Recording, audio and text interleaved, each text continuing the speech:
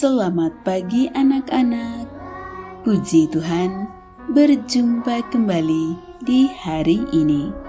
Tetap sehat dan bersemangat di hari yang baru ini.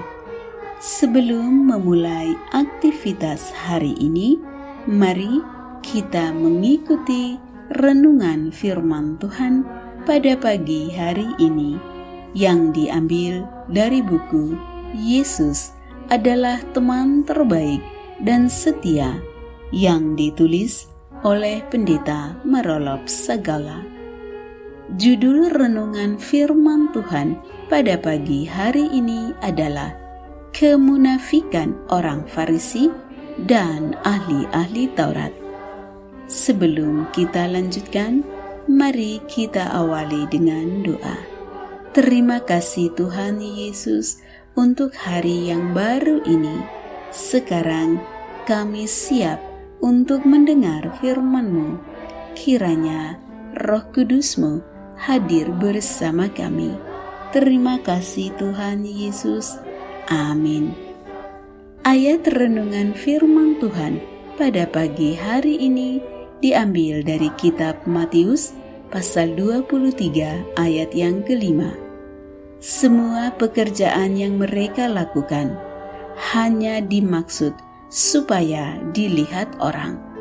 Mereka memakai tali sembahyang yang lebar dan jubah yang panjang. Anak-anak, kemunafikan orang-orang Farisi dan ahli-ahli Taurat ditandai dengan memakai apa yang disebut filakteri. Filakteri adalah sebuah kotak terbuat dari kulit yang berisi tulisan pada kertas kulit yang dipakai oleh laki-laki Yahudi pada saat berdoa pagi sebagai satu pengingat untuk memelihara hukum. Mereka membuat tanda itu pada tangan mereka untuk menunjukkan bahwa mereka adalah orang-orang yang taat menuruti perintah Tuhan. Ide untuk memakai filakteri adalah didasarkan pada satu penafsiran literal dari apa yang Allah pernah katakan. Pada zaman Musa, Tuhan pernah berkata, "Haruslah juga engkau mengikatkannya sebagai tanda pada tanganmu, dan haruslah itu menjadi lambang di dahimu." Ulangan pasal 6 ayat 8.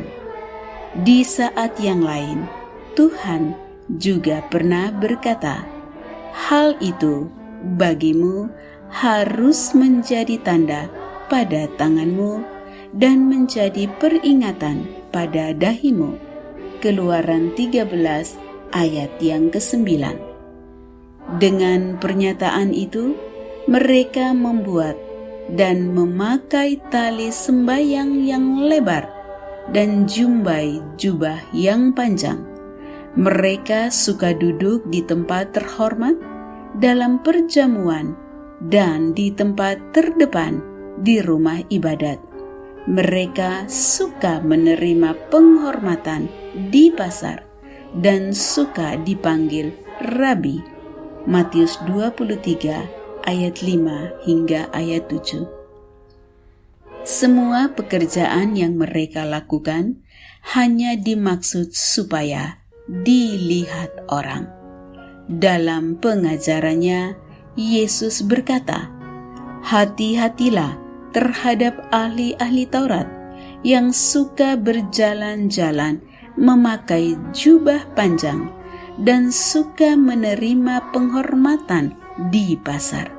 Markus 12 ayat 38.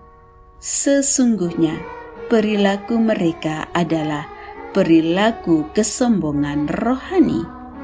Mereka suka dipanggil Rabi. Mereka suka dipanggil sebagai Bapa.